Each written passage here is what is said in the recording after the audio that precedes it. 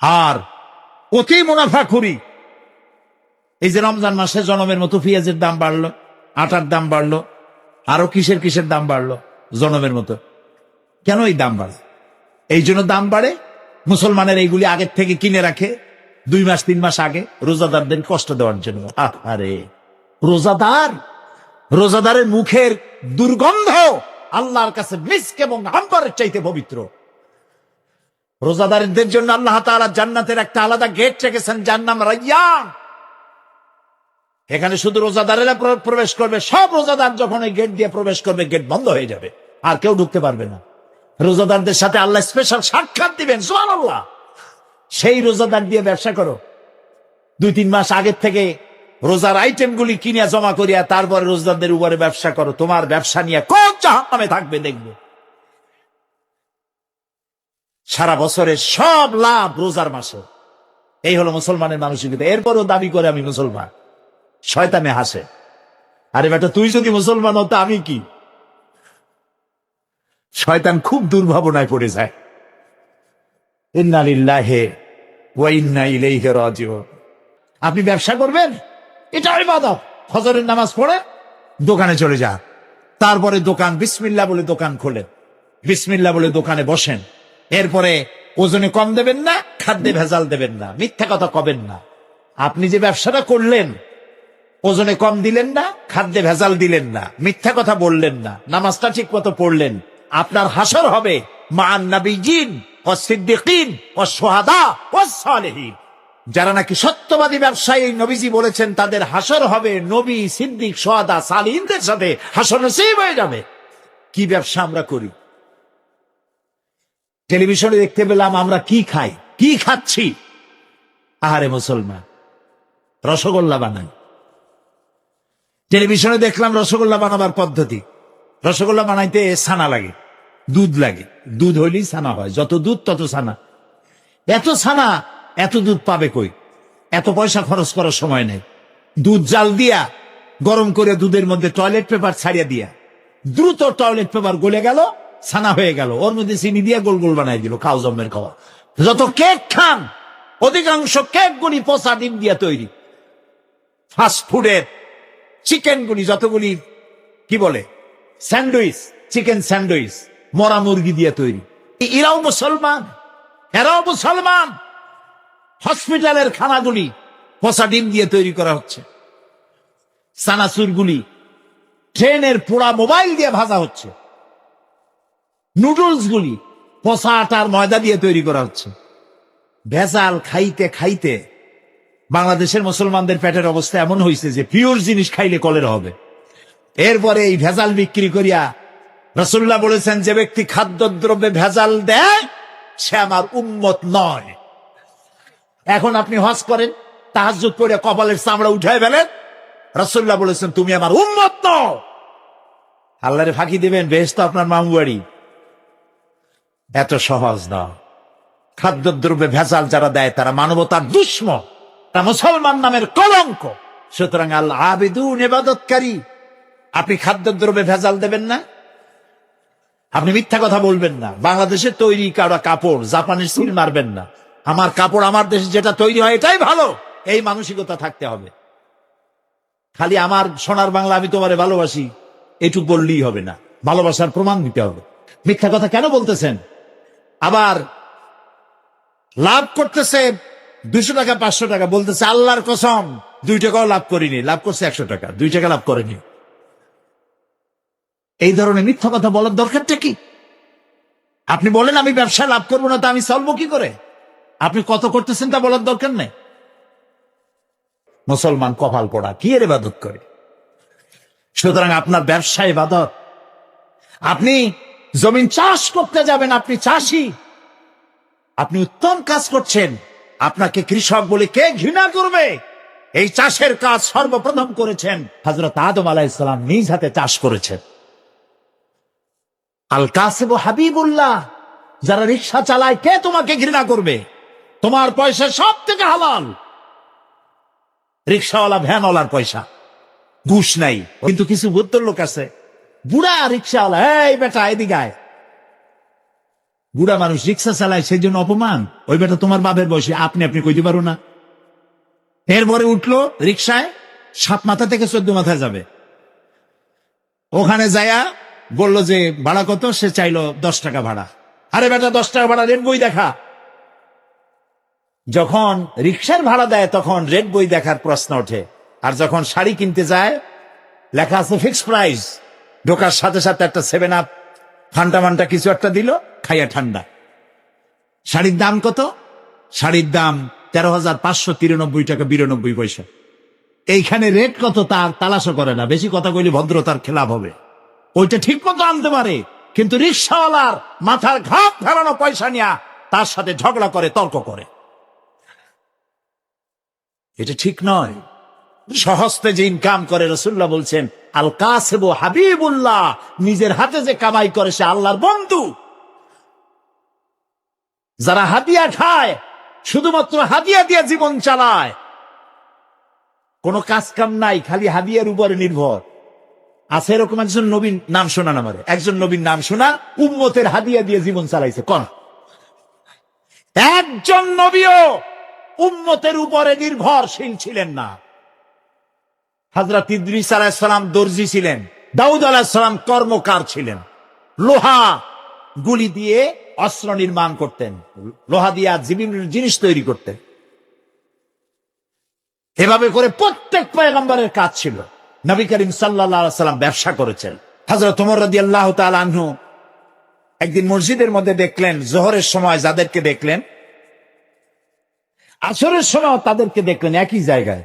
একদিন ফজরের নামাজ সময় তখন দেখে সেই লোকগুলো বসা। উনি প্রশ্ন করলেন, তোমরা কারা? গতকাল থেকে এই পর্যন্ত প্রত্যেক ওয়াক্তে এসেই দেখি তোমরা এক জায়গায় বসে আছো 5-6 জন, তোমরা কারা? তারা বললো, আমরা অনেক দূরের থেকে আসছি। এখানে করো কি? কয় যে এখানে বসে বসে আমরা আল্লাহর জিকির করি। খাও কি? আমরা যে আল্লাহর জিকির করি এগুলো দেখিয়া আশেপাশের লোকেরা আমাদের জন্য রান্না করে নিয়ে আসে, তাই খেয়ে। ওমর রাদিয়াল্লাহু তাআলা আনহু বললেন যে তোমাদের মতো অপদার্থের চাইতে যারা রান্না করে খায় তাদের মর্যাদা তো আল্লাহর কাছে অনেক বেশি। শোনো, আগামীকাল জোহরের নামাজের পর যদি এই জায়গায় বসা দেখি, ব্যাট মেরে মসজিদ থেকে বের করে দেব। নামাজ পড়া হয়ে গেছে, মসজিদে বসে দেখো না। কে বলতেছেন? আল্লাহ বলতেছেন। অনেক অফিসার আছেন, জোহরের নামাজের সময় ছুটি নিয়ে আসছেন, জোহরের নামাজ পড়লেন, ঠিক আছে পড়ুন জামাতে, সুন্নত পড়লো, নফল পড়লো, এরপরে বসে বসে তাসবিহ টিপতে থাকলেন, জায়েজ নাই। যেহেতু আপনি সরকারের একজন কর্মচারী, আপনি ফরজ এবং সুন্নত পড়ার এখতিয়ার আছে। নফল বাড়ি যেয়ে পড়েন, তাসবিহ বাড়ি যেয়ে পড়বেন। গভর্নমেন্টের নির্ধারিত সময় যে আপনি ইবাদতের মধ্যে, জিকির আজগারের মধ্যে নষ্ট করলেন, বেতন নেবেন, হালাল হবে না বেতন। এর নাম ইসলাম, বাস্তব ধর্মী ইসলাম। আপনার রুজি হালাল হতে হবে। সুতরাং আপনি চাষ করতে যাবেন, আপনি যতক্ষণ ময়দানে চাষ করতে থাকবেন, আপনার নামায় আমলে সব লেখা হইতেই থাকবে। সেটাও সর্বনাশ আমরা করছি। চাষ করতে গিয়ে সব জায়গায় মাথা ভালো থাকে, যেই না আইলের কাছে যায় তখন গরুর মাথা খারাপ হয় না লাঙ্গলের মাথা খারাপ হয় আল্লাহ জানে। আইলগুলোরে ঠেলিয়া একেবারে পলসিরাতের মতো চিকুন বানায় ফেলা। আচ্ছা ভাই বলেন তো, মাটিকে আপনি খাইতে পারবেন? বরং মাটি আমাদের খাবে। চাওয়ার কোনো শেষ নাই, পাওয়ারও শেষ নাই, আরো চাই। আল্লাহর নবী বলেন, কোন বান্দাকে যদি একটি মাঠ ভরে স্বর্ণ দেওয়া হয়, সে বলবে আল্লাহ আমারে আরো একটা মাঠ ভরে যদি স্বর্ণ দেওয়া হতো। আল্লাহর নবী বলেন, ওয়ালা ইয়ামলাউ জাওফা ইবনু আদামা ইল্লা তুরাব, মানুষের পেট কবরের মাটি ছাড়া কোনো জিনিস দিয়ে ভরবে না। দেখছেন, এমপি হইলে কয় আহারে মন্ত্রী যদি হইতে পারতাম। একটা গাড়ির মালিক আহারে যদি আরো 8টা-10টা গাড়ি হইতো। একটা হোটেলের মালিক আরো যদি 5টা হইতো। ক্ষুধার কোনো শেষ নাই। টিয়ারের গম পাইলাম, কাবি খা তো পাইলাম না। নাম হলো কাবি খা, তার মানে হলো খাবি, জম্মের খাওয়া খা। গভর্নমেন্টের মালগুলা সব পেট ভরা, রাস্তাঘাট, কালভার্ট, ব্রিজ খাইয়া সব শেষ। আল্লাহর কাছে জবাবদিহিতার চিন্তা নাই। আর এগুলি যদি জবাবদিহিতার চিন্তা নিয়ে তারা কাজ করে, ইবাদতের সামিল। ইবাদত মানে শুধু নামাজ রোজা না। আল্লাহ তাআলা বলছেন, মা খালাকতুল জিন্না ওয়াল ইনসা ইল্লা লিয়াবুদুন, ইবাদত ছাড়া তৈরি করি নাই। যদি নামাজ রোজা হজ যাকাতই শুধু ইবাদত হয়, তাহলে তো সব কাম কাজ ফালাইয়া মসজিদে বসে থাকা লাগবে। ইবাদতের ব্যাপক অর্থ রয়েছে, জানতে হবে, বুঝতে হবে ইবাদত কারে কয়। প্রিয় ভাই সব, সেই সত্যিকারের ইবাদত করতে হবে আমাদেরকে। জীবনের সব ক্ষেত্রে আল্লাহর হুকুম মানার নামই হলো ইবাদত। জীবনের সকল ক্ষেত্রে আল্লাহর হুকুম মাফিক জীবন পরিচালনা করার নাম ইবাদত। খাওয়ায়, পড়ায়, ওঠায়, বসায়, চলায়, রাজনীতি, অর্থনীতি, ইলেকশন, ভোট, নির্বাচন, সবটা ইসলাম। ইসলাম। যারা ধর্মনিরপেক্ষ তারা কয় ধর্ম আর রাজনীতি আলাদা। কে তোমারে কইল ধর্ম আর রাজনীতি আলাদা? তুমি কে না এই ফতোয়া দিতে? তুমি কে? ধর্ম আর রাজনীতি যদি আলাদা হয়, তাহলে দাউদ আলাইহিস সালামকে কি বলবেন আপনি? সুলাইমান আলাইহিস সালামকে কি বলবেন? সুলাইমান আলাইহিস সালাম সারা দুনিয়ার রাষ্ট্রপ্রধান ছিলেন না? বানায় কইলাম না, কোরআন শরীফে আছে, সারা দুনিয়ার রাষ্ট্রপ্রধান ছিলেন। দাউদ আলাইহিস সালাম রাষ্ট্রপ্রধান ছিলেন, মুসা আলাইহিস সালাম রাষ্ট্রপ্রধান ছিলেন, ইউসুফ আলাইহিস সালাম প্রথমে মন্ত্রী ছিলেন, তারপরে রাষ্ট্রপ্রধান ছিলেন। মুহাম্মদুর রাসূলুল্লাহ সাল্লাল্লাহু আলাইহি ওয়াসাল্লাম 12.5 লক্ষ বর্গ মাইল এলাকার প্রেসিডেন্ট ছিলেন। ধর্ম আর রাজনীতি যারা আলাদা বলে তারা মুসলমান নয়, মুসলমান নয়, মুনাফিক, মুনাফিক, মুনাফিক। জীবনকে আমরা দ্বিধা বিভক্ত করতে পারি না। জীবনকে দুইটা ভাগ করার এখতিয়ার আমাদেরকে দেওয়া হয় নাই। জীবন একমুখী হবে, আল্লাহমুখী হতে হবে।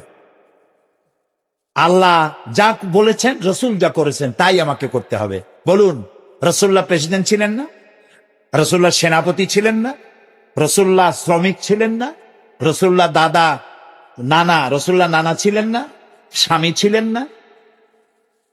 আমার জীবন, আপনার জীবনের এমন কোন দিক আছে যেদিকে তিনি আদর্শ হিসাবে নাই? সুতরাং ধর্মনিরপেক্ষ মতবাদের স্রষ্টা হচ্ছে শয়তান। এই জন্য একজন মুসলমান কোন অবস্থাতে ধর্মনিরপেক্ষ হতে পারে না। আমি মুসলমান, আমাকে ধর্মের পক্ষে থাকতে হবে। হিন্দু ধর্মের পক্ষে থাকতে হবে, খ্রিস্টান ধর্মের পক্ষে থাকতে হবে।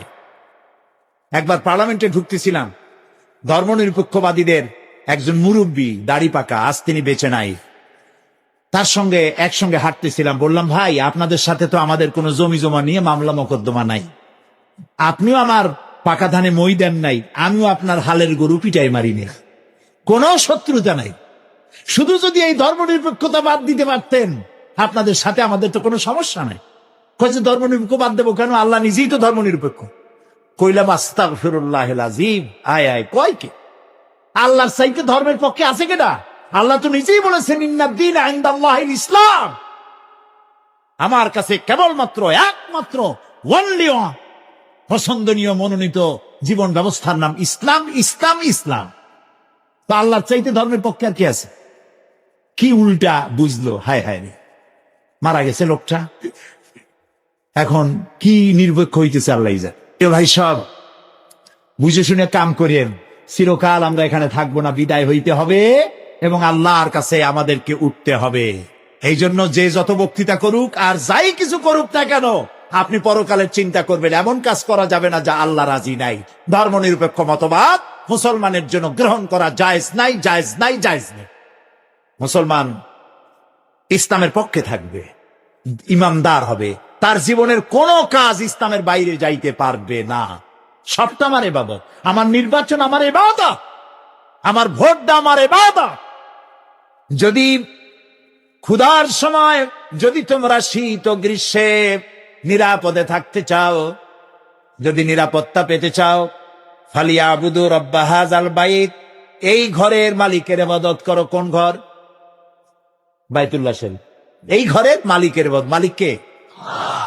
এই ঘরের মালিকের ইবাদত করলে কি হবে? এই ঘরের মালিকের ইবাদত করো, কি হবে? ক্ষুধার সময় তিনি খাদ্য দিবেন, ভীতির সময় তিনি নিরাপত্তা দান করবেন। সুবহানাল্লাহ। আমরা তো এটাই চাই। আমার ক্ষুধার সময় খাবার চাই, ভীতির সময় নিরাপত্তা চাই। কে দিতে পারবেন? আল্লাহ তাআলা বলেন, জান্নাতে যদি যেতে চাও আমার গোলামীর মধ্যে শামিল হও, ফাদখুলি ফি ইবাদি, আমার বান্দাদের মধ্যে শামিল হয়ে যাও, ফাদখুলি জান্নাতি, এরপরে আমার জান্নাতে চলে যাও। গোলাম না হইয়া জান্নাতে যাইতে পারবা না। এরপরে জান্নাতে গিয়ে তোমরা কি আল্লাহর সাথে দেখা করতে চাও? আল্লাহ প্রশ্ন করছেন, দেখা করতে চাও আল্লাহর সাথে? আল্লাহ রাব্বুল আলামিন বলেন, ফামান কানা ইয়ারজু লিকা রাব্বিহ, যদি কেউ তার রবের সঙ্গে দেখা করতে চায়, আশা যদি পোষণ করে, দুইটা কাজ করতে হবে। কয়টা কাজ? ফালইয়ামাল আমালান সালিহা, ভালো কাজ করো, আমলে সালেহ করো, নেক কাজ করো। ওয়ালা ইউশরিক বিইবাদাতি রাব্বিহি আহাদা, এবং আল্লাহর ইবাদতের মধ্যে কাউকে শরীক স্থাপন করো না। শিরক কোন অবস্থাতে করা যাবে না। শিরক সম্পর্কে নবী করিম সাল্লাল্লাহু আলাইহি সাল্লাম একটা দৃষ্টান্ত দিয়েছেন, দারুণ দৃষ্টান্ত। শিরক কি ভয়াবহ জিনিস! শিরক সহজে বোঝা যায় না, সওয়াবের নিয়তেও মানুষ শিরক করে। এই শিরক বোঝা কঠিন, সেই জন্য রাসূলুল্লাহ একটা দৃষ্টান্ত দিয়েছেন। অমাবস্যার রাত, কিসের রাত? অমাবস্যার রাতে কালো পাথরের উপর থেকে কালো পিঁপড়া যদি যায়, চিন্তা করেছেন কথা? অমাবস্যার রাত, মানুষ নিজেকেও নিজে দেখে না, পাথরটা কি রঙের? ওর উপর থেকে যাচ্ছে কি দেখা যায়? এইটা যেমন দেখা যায় না, মানুষ নিজের অজান্তে না জেনে এরকম শিরকের মধ্যে মুবতালা হয়ে যায়। এই জন্য শিরক থেকে বাঁচতে হবে। কিয়ামতের দিন আল্লাহ তাআলা তার বান্দাকে, যে বান্দাকে জান্নাত দিতে ইচ্ছে করবেন, পাহাড় পরিমাণ গুনাহ যদি থাকে, আর আল্লাহ যদি ইচ্ছে করেন ওই বান্দাটাকে জান্নাতি দিবেন। আল্লাহ তো বেপরোয়া, কারো কাছে তার কৈফিয়ত দেওয়া লাগে? তিনি তার কোন বান্দাকে জান্নাতি দিবেন। গুনাহ করেছে জীবনে বহুত, আল্লাহ বললেন তোরে মাফ করে দিলাম। কেউ বলতে পারবে যে আল্লাহ মাফ করলা কেন? না। আল্লাহ যদি মাফ করতে চান, ফেরেশতাকে বলবেন, ফেরেশতা দেখো তো তার আমলনামায় কোন শিরক আছে নাকি। কোন শিরক যদি না থাকে, রিপোর্ট যদি হয়, আল্লাহ বলবেন মাফ করে দিলাম, যাও আমার জান্নাতে। কত বড় অপরাধ শিরক করা, আল্লাহ সহ্য করেন। এ বিষয়ে অনেক ওয়াজ আপনাদের সামনে করা হয়েছে। শিরক থেকে বাঁচতে হবে, ভালো কাজ করতে হবে, তাহলে কিয়ামতের দিন কার সাথে দেখা হবে? আল্লাহর সাথে দেখা হয়ে যাবে। সুবহানাল্লাহ কবেন না? আল্লাহর সাথে দেখা হয়। আল্লাহু আকবার। যে অনুষ্ঠানে, জান্নাতের যে অনুষ্ঠানে আল্লাহ তাআলা তার বান্দাদের সঙ্গে দেখা করবেন, সুবহানাল্লাহ, সেই অনুষ্ঠানের কোন এক কোনায় কানায় আল্লাহ যেন আমাদেরকে একটু থাকার, বসার তৌফিক দান করে দেয়। জীবনের সব ক্ষেত্রে ইবাদত হবে আল্লাহ তাআলা। আর ইবাদত কাকে বলে? এক কথায় বলে দিলাম, আল্লাহর হুকুম মাফিক জীবন পরিচালনা করা, রাসূলুল্লাহর বিধান অনুযায়ী জীবন পরিচালনা করার নামটাই হলো ইবাদত। এখন আপনি যাই করেন, আল্লাহ এবং রাসূলের হুকুম মাফিক হতে হবে। 3 নম্বরে বলা হয়েছে আল হামিদুন, প্রশংসাকারী। তিনি ছাড়া প্রশংসা কারো হতে পারে না। আল্লাহ তাআলা কোরআনে শুরুই করেছেন নিজের প্রশংসা দিয়ে। সুবহানাল্লাহ। সমস্ত প্রশংসা, যাবতীয় প্রশংসা আল্লাহর জন্য। তার প্রশংসা করব না তো কার প্রশংসা করব? কোন হুজুর ফু দিয়া গ্লাস ফাটাইলো? কোন হুজুরে বাংলাদেশে বসে মক্কা শরীফের কুত্তা খেদাইলো, পুকুরে আগুন জ্বালাই দিল? ওগুলো আমার জানার দরকার নেই। এই প্রশংসা করার কোনো দরকার নাই। প্রশংসা করব আল্লাহ এবং তার রাসূলের। সুবহানাল্লাহ। এটাই মুমিনের কাজ। আল্লাহর প্রশংসা করতে করতে জীবনটা শেষ হয়ে যাবে মুমিনের। সর্বক্ষেত্রে আল্লাহর প্রশংসা। কোনটার প্রশংসা করে শেষ করতে পারবেন? এই যে 2টা চোখ আল্লাহ দান করলেন, এই 2টা চোখের প্রশংসা করে শেষ করতে পারবেন?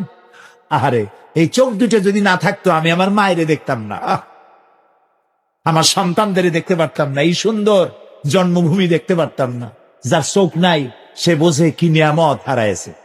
আল্লাহরে কই, আয় আল্লাহ তাআলা, তুমি আমাদের শরীরে যত নিয়ামত দিয়েছো, মৃত্যুর আগে এর একটাও তুমি ছিনাই নিও না।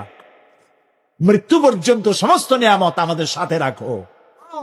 একটা চোখের শুকর আদায় করতে পারবো না, 2টা কানের শুকরিয়া আদায় করতে পারবো না। এত সুন্দর জায়গায় কান দিলেন, চোখ দিলেন, নাক দিলেন, মুখ দিলেন, জিহ্বা দিলেন। একটা জিহ্বা, আপনার কয়টা? আমাদেরও একটা। এই একটা জিহ্বা টেস্ট মেশিন। দেখছেন কত রকমের টেস্ট একটা জিহ্বা। পালন শাক, পুঁই শাক, লাল শাক, কলার শাক, মোটর শাক, এক একটার এক একটা মজা। রসগোল্লার মজা একরকম, জিলিপির মজা আর এক রকম, ছানারটা আর এক রকম। চমচম আর একরকম, পুঁটি মাছ একরকম, কই মাছ আর একরকম, ইলশা মাছ আর একরকম, ঠিক কিনা? মুরগির গোস্ত একরকম, গরুর গোস্ত আর একরকম। হাজারো খাদ্যের টেস্ট একটা জিব্বা দিয়ে। সুবহানাল্লাহ। সেই জিব্বা 32টা শত্রুর মধ্যে থাকে। কয়টা শত্রু? আর এই জিব্বা দাঁতের প্রতি কত দরদ তার, কোন জায়গায় কোনো একটা কিছু ঢুকলে জিব্বা ওইটা নিয়ে গুতোগুতি করতেই থাকে বাইর করার জন্য। এত রহমত করে, দয়া করে সে দাঁতের প্রতি, আর সেই দাঁত সুযোগ পাইলেই একটা বাইরে দেয়। দেখছেন অবস্থা? আল্লাহ তাআলা এমন সুন্দর জিব্বা দিলেন, আহারে শুকর আদায় করে কুল পাওয়া যাবে। এই জিব্বাটা আল্লাহ আবার ভিজা ভিজা রাখছেন। এটা যদি শুকনা, মাঝে মাঝে শুকনা হয়ে যায় না, কথা বলা যায় যায় না, আল্লাহ ভিজাই রাখছে। সুবহানাল্লাহ। আল্লাহর প্রশংসা করেন। আল্লাহ কয় প্রশংসা করো, আমি তোমারে বাড়াই দেব। আমার নিয়ামতের শুকর যদি আদায় করো, আমি নিয়ামত বাড়ায় দেব। আমি তোমাকে বৃদ্ধি করে দেব নিয়ামত। আর যদি শুকর আদায় না করো, আমি তোমার শাস্তি দেব। শুকর যদি আদায় করো, শুকরিয়া আদায়ের শক্তি আরো বেশি করে বাড়ায় দেব। নিয়ামত তো দিছি, শুকর আদায় করো, শুকর আদায় করার শক্তি আরো বাড়ায় দেব। তুমি যত শুকর আদায় করবা, আমি তোমার উপর রাজি খুশি হয়ে যাব। সুবহানাল্লাহ। আমি যদি আল্লাহর জিকির করি এইখানে বসিয়া, আমরা বগুড়ার ঈদগাহ মাঠে এইখানে আল্লাহর কতগুলা বান্দা বান্দি একত্রিত হয়ে আল্লাহর জিকির আজগার করতেছি। আল্লাহ কয় ফাজকুরুনি আজকুরুকুম, তুমি আমার জিকির করো, আমি তোমার জিকির করব। তো আমার জিকির আর আল্লাহর জিকিরের মধ্যে পার্থক্য আছে না? আমরা জিকির করতেছি মাটির দুনিয়ায় বসা, এইখানে কিছু লোক আল্লাহর জিকির করছে। আল্লাহ কয় তুই যদি আমার জিকির করিস, আমি জিকির করবো আর সে আজিমে ফেরেশতাদের সাথে নিয়া। সুবহানাল্লাহ। ফাজকুরুনি বিল ইস্তিগফার আযকুরুনি বিল মাগফিরা আযকুরুকুম বিল মাগফিরা। তুমি আমাকে ইস্তেগফারের সাথে স্মরণ করো, আমি তোমারে ক্ষমা করার দিয়া তোমারে স্মরণ করব।